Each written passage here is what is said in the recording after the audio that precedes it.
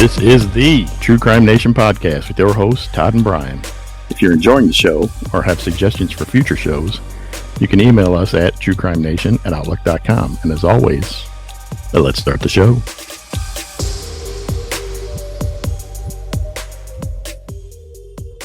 Welcome back to the True Crime Nation podcast. This is Brian. Right over there with me is Todd. What's up, buddy? Brian, how you doing tonight, man? Great. Good to see you. Good talking to you. Another always creepy episode in front of us here that we're going to put out there for the listeners. Sick and demented as they are that want to hear this nasty, disgusting stuff. I know. Awesome. It's all right. Hey, we want to hear it too, or we wouldn't be doing it. That's right. I mean, we picked these out ourselves, right? That's right. So tonight we're going to talk about Andrei Chikatilo. The Rostov Ripper. The Rostov Ripper. Guess this guy was Russian or something like that, huh? It must have been. Ukraine. Ukrainian. Yeah. Okay, interesting. Mm-hmm. Yeah. Okay, well, what do you got on this guy, and what can you tell us about him? And let's talk about. I got a lot. On this guy. All right, I'm listening, man. We're listening, Brian. Born in October 1936, Andrei Romanovich Chikatilo grew up in the village of Tabluchny in Ukraine. I'm guessing that's how you pronounce it because, they're weird over there. Yep. He was born into a poor family that lived in a one-room hut. His parents were collective farm laborers that didn't get paid for their work, but instead they received the right to cultivate a plot of land behind their family hut. Do you know, speaking of one-room huts, that they make tents now that have rooms in them? Yeah. I didn't know that. You've never seen those? Today. I found that out today.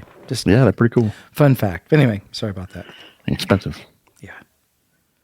Later in his life, Chikatilo admitted that him and his family often had to eat grass in order to escape starvation. When talking about his childhood, he described it as being blighted by poverty, ridicule, war, and hunger. During his young years, his mother, Anna, told him repeatedly that he had a brother, Stephen, that died prior to Andrei's birth. She claimed that the boy was kidnapped and cannibalized by starving neighbors at the age of 4. However, it has never been established that this incident ever took place, nor that a Stephen Chikatilo ever existed. Jeez.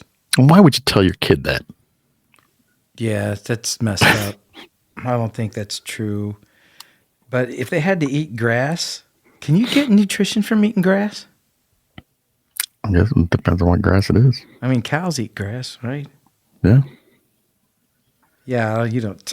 Maybe. Do you think that's true? I don't know. Maybe. This was during the Depression, right? 1936. Was that the Depression? There it was. Oh, yeah. Okay. Who knows what was going on over there? Well, they were heading into World War II. True. During World War II, when the Nazi-occupied Ukraine, Chikatilo witnessed bombings and shootings from which him and his mother would hide in ditches and cellars. His father went to war and was later taken prisoner and got hurt. As a child, Chikatilo was a chronic bedwetter and got beaten by his mother for every offense. His mother later gave birth to a little girl called Tatiana. With his father gone to war, the baby girl was fathered by someone else. It was speculated that she was the result of a rape by a German soldier that took place in front of young Andrei. Well, this guy just had it. Yeah, so that's just more just piling up. There's no excuse for being a serial killer or killing somebody in vain. No, or, never. But man, I mean, if there was, he'd have it. That's that whole nurture versus nature argument. Right. In school, Andrei was a studious and shy child that would often faint at school due to hunger. He was bullied constantly by his colleagues due to his small and lean stature. The abuse from his mother continued, and she was later on described by Tatiana as an unforgiving and harsh mother. Andrei developed a passion for memorizing data and reading, and is considered to be an excellent student by his professors. In his teen years, he was a model student and dedicated communist. So there you go. He later on became the president of the Pupils Communist Party Committee and the editor of the school newspaper at the age of 14. So he was a pretty smart fella. Yeah. In his teens, he discovered that he suffered from chronic impotence, a fact that worsened his social behavior and self-hatred. He was very shy and timid with girls, and he never found the courage to ask his crushes out. His first encounter with violence took place when he jumped on an 11-year-old girl and put her to the ground. His body reacted in an unexpected way, and he found himself aroused and hit climax when he saw her struggle. Okay. Yeah. So there you go. There's that. Wow. He continued his life in an attempt to enroll at Moscow State University, but didn't get in. And then moved to Kursk, where he joined a vocational school in order to become communications technician in 1955. During the same year, he engaged in his first relationship with a girl, but failed to get an erection every time they tried to engage in intercourse. The relationship was terminated after 18 months. You know, maybe if they had Viagra back then, this guy would have been okay. He might not have been. I mean, could that be true? Could you think that Viagra could have saved people's lives like that? I doubt it. But you never know. Well, it said you never know. when the girl was struggling after he was holding her down, that's what got him excited. So that's what he's going to go to, I bet you, that kind of... I'm sure. You know. Yeah. After he completed the mandatory military service, Andrei returned to his native village where he started a relationship with a divorced woman in 1960. The relationship was ended due to his inability to get an erection. His friends and peers found out about his impotence, and he later stated that everyone was whispering behind his back that he was impotent, and as a result, he tried to hang himself. He was saved by his mother and neighbors, and then left the native land and moved to Rostov-on-Don.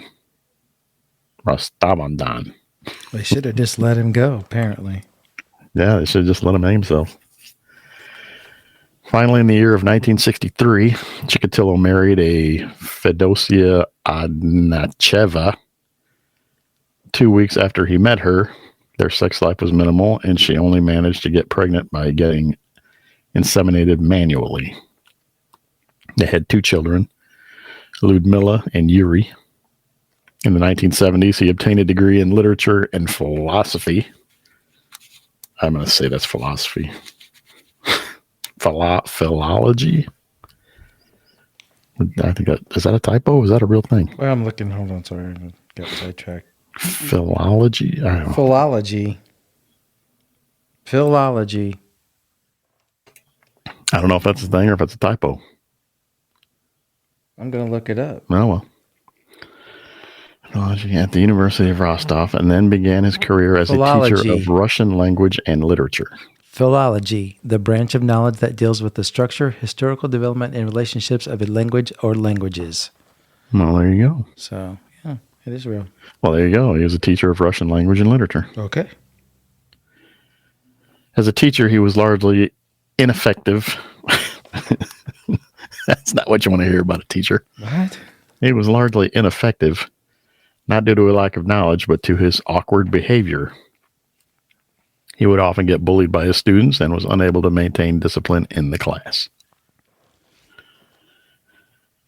Andrei Chikatilo committed his first sexual assault in 1973 upon one of his students. He slammed the girl against the wall, and while touching her genital area and breast, he reached climax as she was struggling against his grasp. Huh. Yeah, that's nice. In school. A few months later, he sexually assaulted another student from Yep. A few months later, he sexually assaulted another student whom he had locked in his classroom. He was also in charge of the girls' boarding wing and would often go in their rooms unannounced in hope that he will see them naked. He was never charged for any of these incidents, but due to the increasing number of complaints, the school director advised him to resign voluntarily or he would be fired. Andrei then found a job at a new school in Shakti, a city close to Rostov-on-Don. Shakti. Let's all go down to Shakti and have a beer. Have a beer or a vodka down in Russia. I was looking this dude up because while you were speaking there a minute ago, because I couldn't remember what he looked like. Now I remember. You want to see what he looked like? I remember seeing this guy before. Yeah. He's very creepy looking, in my opinion, especially in his older age. Yeah. So you got to check him out if you haven't. I will. I have not. I'll look him up. Murders. Chikatilo committed his first documented murder on the 22nd of December, 1978 in the city of Shakti. There, he lured the 9-year-old Yelena Zakatnova to a house he purchased in secret. How do you purchase a house in secret? I guess you could do anything back then in Russia, I guess. He tried to rape her, but couldn't get an erection. He then choked and stabbed her 3 times in the abdomen. He reached climax while stabbing the child. There we go again with the kids. Come on, always man. With the kids. Why is it always the kids? He then proceeded to dump her body in the Grushevka River. She was found 2 days later.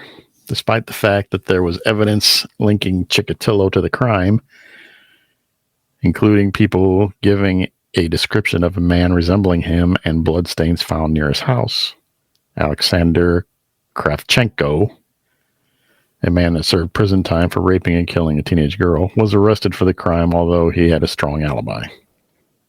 Alexander was then convicted of murder and sentenced to death. Because of... So they arrested some other dude for that dude's crime. Yeah, and killed him. And killed him.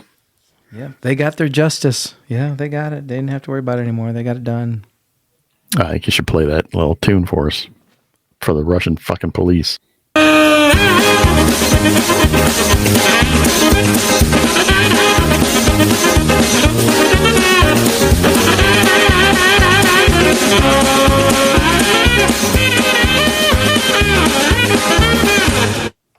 There you go. Russian That's exactly police. What they are. Yeah. Following his first murder, Chikatilo was able to reach climax only by stabbing women and children to death. Although he claimed that he initially struggled to resist these urges to kill, the urge to relieve that experience overwhelmed him, and he gave in every time. Of course he did. Of course he is. Following more complaints of child molestation and assault against both sexes, his teacher career ended in 1981. Wow. That took a while. Yeah. He then took a job as a supply clerk for a construction company that required him to travel across the Soviet Union. On the 3rd of September, 1981, Chikatilo met 17-year-old Larissa Kachenko. Something like that.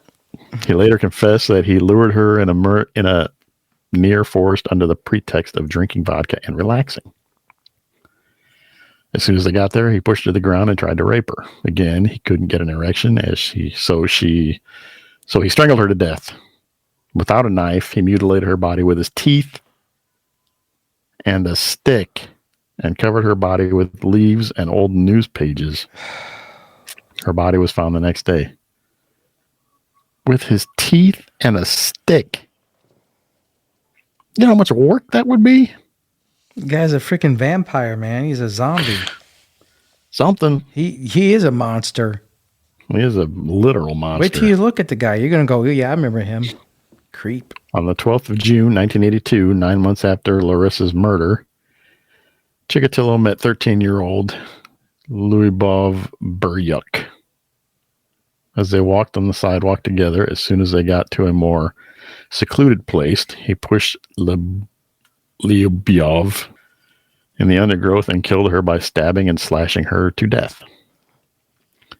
Her body was found on the 27th of June, where the medical examiner discovered evidence of 22 knife wounds to her head, neck, and chest and pelvic region. That's 22? Yeah, well, I don't know what to that's say just, about that. I mean, was this guy killing these just so he could get off? just Was so he that can get his? off. Was Yeah, that that's what his it sounds thing? like. Yep. That's the thing that just Because really, really he grabs starts me. out trying to rape him, and that doesn't work. So Right. then he has to kill him. That's the thing that really, really gets me in the world of murders. These ones that are rapists that do it just to rape and have a sexual, whatever you want to call it, and then they kill him. Gratification. Sexual gratification. One time for one brief moment in that guy's life, he's going to have a quick sex and kill somebody, And take kill somebody to somebody's do it. family member, ruin somebody's family, somebody's wife, somebody's mother, somebody's His kid child. Yeah. for one quick sexual gratification and moment in time. Yep. Every time. Yep. Yep. That's the mental disorder there. I say this every time. I really do. But this guy really, really, really tops the cake for me. And he should have been tortured. Well, they should have let him hang himself when he tried. They should have tested out torture devices on this guy. Yep. I agree. For sure. Between July and September 1982, Chikatilo killed 5 other victims between the ages of 9 and 18. Jesus Christ. Yeah, easy prey, kids. Easy prey, yeah. Trick them. He had a pattern of approaching vagabonds, runaways, or children in bus stops or train stations, luring them into the forest or secluded areas and stabbing and slashing them to death. He had begun eviscerating his victims with a knife, pulling their internal organs out, in addition to multiple knife wounds and strangulation. Many of his victims showed evidence of mutilation to the eye sockets after he gouged his victims' eyes out. This guy, he's just getting worse and worse as he goes on. Yeah. I mean, he's pretty much done it. Not much more he can do. Man. Besides eat people. And I mean, that might be maybe he next. was. Who knows? His adult victims were female prostitutes or homeless women, whereas his child victims were of both sexes. On the 10th of December, 1982, Chikatilo met 10-year-old Olga Stalmachenko in a bus. He convinced her to get off the bus with him. He then proceeded to stab her 50 times around the head and body, cut her open, and excised her uterus and lower bowel. Same striations on her eye sockets were found. what? Why would you? Man. That's how he got off, dude. Stabbing him's not enough. You got to take him apart too. Chikatilo didn't kill again until June 1983, when he murdered 15-year-old Laura Sarkeesian and left her body close to a rail platform near Shakti. He committed 5 more by September of the same year. Shakti. And he's like, bang, bang, bang, bang, bang. He's like zooming right through them. Yeah. And he's going after the prostitutes and the homeless and the kids, the easy victims. The easy, yep. The similarities in the modus operandi, and the increasing number of victims forced the Soviet authorities to acknowledge that this was the work of a serial killer. The Soviet police... What'd you say? I'm sorry. The Soviet police what? The Soviet police theorized that the person behind these killings must be mentally ill, homosexual, a pedophile, and the like of an individual that spent his time in psychiatric wards and must have been logged in a card filing system. Much of their effort, if not all of the police effort, was concentrated upon this theory, which was wrong. 100% wrong. Yeah. Well, he was mentally ill, right? Yeah, And but he didn't spend time in any psychiatric wards or anything. He wasn't no card filing system somewhere. he was some a hospital. teacher. He was never there. Yeah, he was a teacher. Damn teacher. As a result of this investigation, more than 1,000 unrelated crimes, including 95 murders, 140 aggravated assaults, and 245 rapes, were solved. He did all that. No, they just solved all those because of that investigation. Okay. On the other hand, as police continued its investigation, the pile of bodies was still increasing and Chikatilo was at work. On the 27th of October, 1983, he eviscerated the body of a 19-year-old prostitute called Vera Shevkun. The same MO was found in the victim, but a small difference. This time, her eyes have not been gouged out or wounded.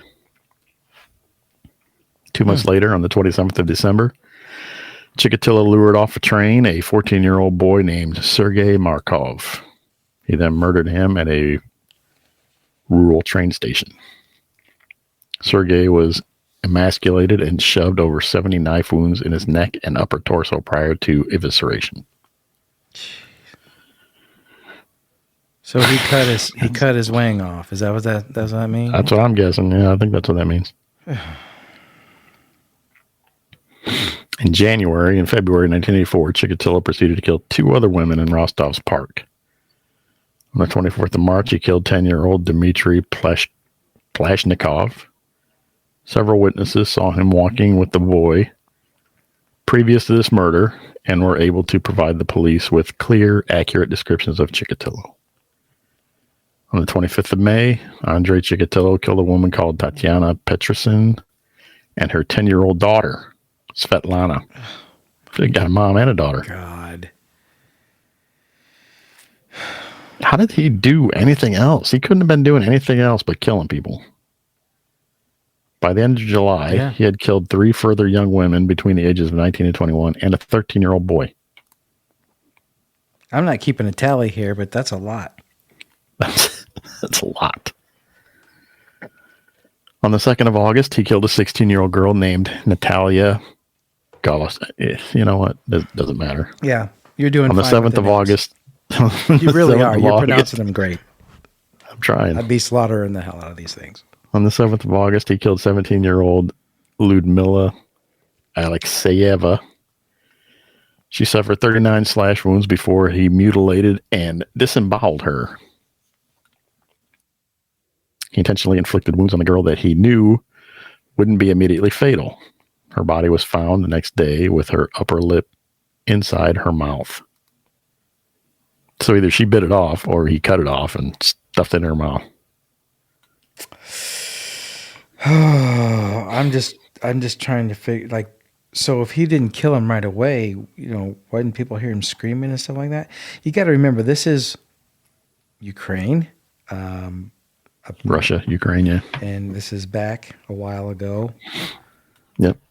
Probably have a lot more people that are unfortunate there. And he was able to, attack, I guess. Yeah. Yeah.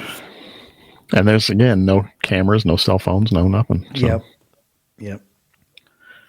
By the 15th of August, 1984, he had killed another woman and a 10-year-old.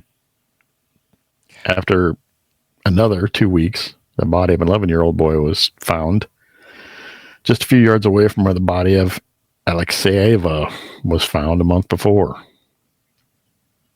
The boy had been strangled and castrated and had his eyes gouged out. On the 6th of September, Chikatilo killed a young librarian named Irina Lunchinskaya. Man, this guy just didn't stop. He didn't. That's what I'm saying. How do you do anything? How do you work? How do you do anything? How did they not catch this dude faster than this? Again, Russian police. After serving 3 months in prison, Chikatilo was now out and ready to kill again. 3 months in prison. What did he do in prison? Probably some kind of assault charge or something they didn't probably tie to him being a murderer. Mm-hmm. Doesn't say. I'm missing that one. Upon his release in December 1984, he found a new job and kept a low profile for a few months. He began killing again in August 1985. On the 1st of August, while on a business trip to Moscow, he met 18-year-old Natalie Pokhlistova in a train station. Natalia, maybe. Natalia whatever. Pokhlistova. He likes train stations. Woods where he stabbed her 38 times and then strangled her to death. 4 weeks later, on the 27th of August, Chikatilo had killed another young woman named Irina Gulyeva. You notice that he liked train stations. Train stations, yep. Well, that's a big mode of transportation over there. Yeah. So, if it's dark, if it's later in the evening, and there's, I don't think even in the 80s, I don't think he would have gotten away with this much over here in the United States very long. I just don't think it would have happened. Yeah, maybe. As the police investigations were getting more serious, Chikatilo laid low and didn't commit another murder for a whole year. Wow. On the 18th of August, 1986, the body of a young girl was found buried on the grounds of a collective farmhouse. The same pattern of wounds were present on the victim, and the case was linked to the serial killer. The victim was an 18-year-old secretary named Irina Pogorelyeva. Her body had been cut open from her neck to the genitalia. One breast was removed, and both eyes were gouged out. During the rest of 1986, Chikatilo did not kill any more. Thank God. What the? Do you remember this guy, though? This was when we were in high school then. This is nuts, yeah. Do you remember this guy? I mean, when you see his picture, when you look his picture up, you will. All right. The year of 1987 came, and Chikatilo had killed 3 times. Each murder took place while he was away from his city on a business trip. On the 16th of May, he met 12-year-old Oleg Makarenkov in a train station. He promised the boy that he will share his food with him in the nearby woods. The body of the boy wasn't found until 1991. In July 1987, Chikatilo killed a 12-year-old boy named Ivan Bilobetsky. And in September, he killed the 16-year-old Yuri Tereshchanok. Good God. What's his count? We got to find out. Oh, that's what I was just looking for. I didn't really say. I'll look it up. Go ahead. In 1988, Chikatilo killed 3 times. He murdered an unidentified woman in April and 2 boys in May and July. The woman's nose was cut off her face, and multiple knife wounds were found in the neck area. Cut her nose off. She was ultimately killed by a stab to the concrete. She was absolutely killed by a slab of concrete blow to her head. The boy he killed in May 1988 was named Alexei Voronko, and his body was presented the same MO as all the other victims of the serial killer. On the 14th of July, 1988, he killed the 15-year-old boy named Yevgeny Muratov. Although his body wasn't found in 1989, his murder was linked with the manhunt for the Rostov's Ripper. Chikatilo did not kill again until the 1st of March, 1989. On that day, he killed a 16-year-old girl in his daughter's vacant flat. He dismembered her and hid the remains in the sewer. The murder was not linked to the serial killer due to the different MO between May and August 1989. Chikatilo killed another 4 victims. You got a number? I got a number. It says at least 50 people between 1978 and 1990. I'm going to guess it's a lot higher than that. I think we've read more than that. Your average serial killer, kills what? 10, 15 people maybe? Maybe not that many? Probably not that many. This guy's got 50. 50 plus people.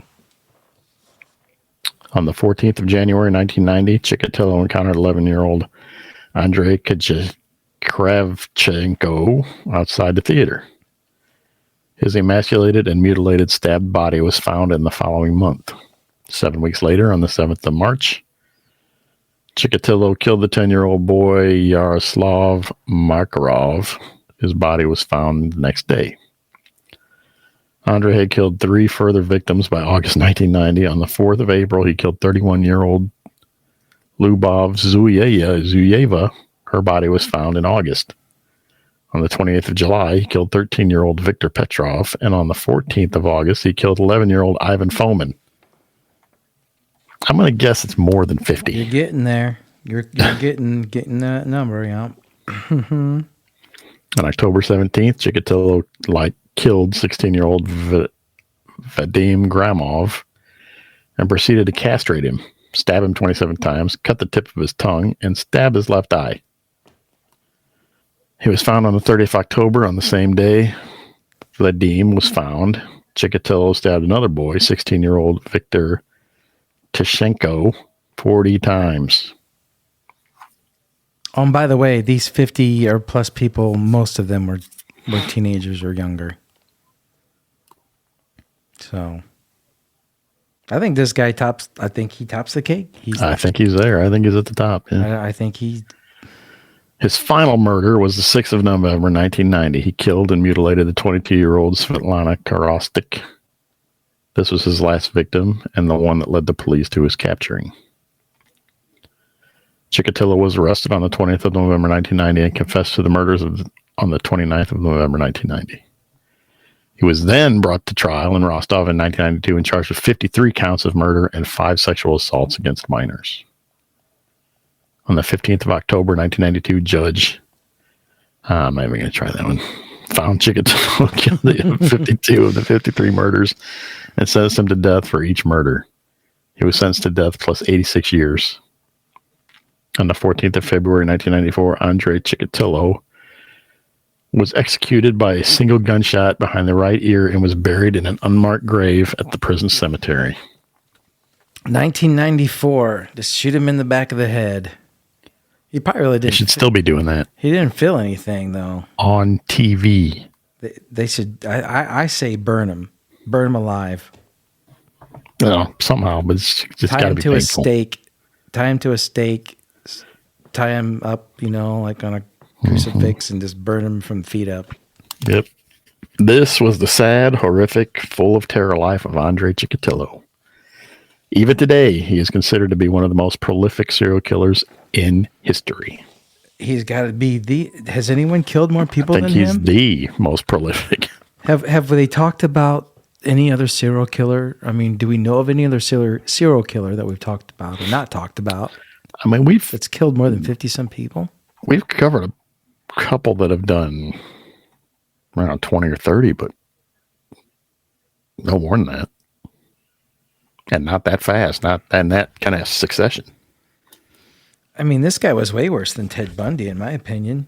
Oh, absolutely. If you can call that, if you can say you're worse than that, which you can't be.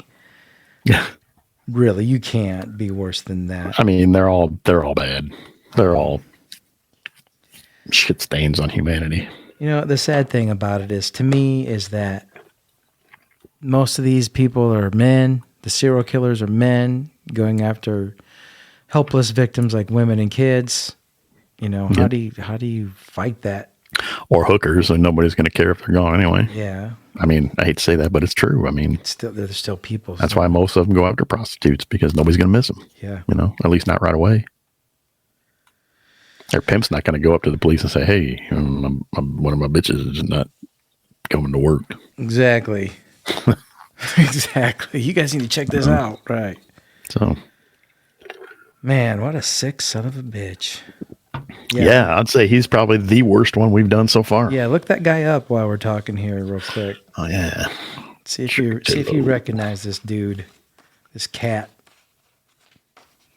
Chikatilo.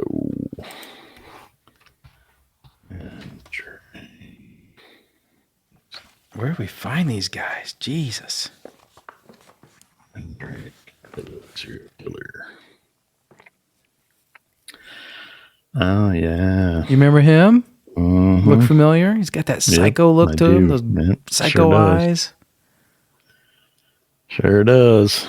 And trust that dude with nothing. Creepo, you think I'm going to walk in the woods with that guy or from a train station? You're crazy. Care if you got vodka or food or whatever. What you got? It ain't happening, bro. You got crazy eyes. You're on tonight. You're on your own tonight, Andre. You got crazy eyes. Yeah, he does. Go stab a deer or something, man. Leave me alone. Yeah, he's psycho for sure. Not to mention the fact that stabbing somebody. I don't know if you've ever just stuck a knife in the a person. No. Yeah, no, not a person, but I don't know. It's not easy. A bag or something. Stabbing is not an easy thing to do. No. When you do it that many times, that's got to be exhausting. No. In fact, I'm surprised the guy didn't. The guy had to cut himself a ton of times because a lot of times you see in stabbings I can't look at this guy anymore. He's creeping me out. The perpetrator will cut himself a lot of times because his hand slips and whatnot and cuts on the blade. So that's just that's the thing about it. Because once it gets bloody, it's going to get slippery. Know what's going to happen. Yep. So I mean, I don't know. They should. Yeah, insane. I'm glad they did what they did. They should have killed him. Definitely. I wish they would have burned him at the stake and tortured him a little bit. Yep. But they can beg. Yeah, for sure, man. Beg to kill me. Beg them to kill him is what they should do. That's what they should do to these guys. When they convict these guys, they should torture them until they beg to be killed. And then you burn them at the stake. Just a little food for thought out there to any of the lawmakers and who thought about. If anybody in Washington's listening, you're trying to solve. If you want to help correct these problems, but to our little Midwestern podcast.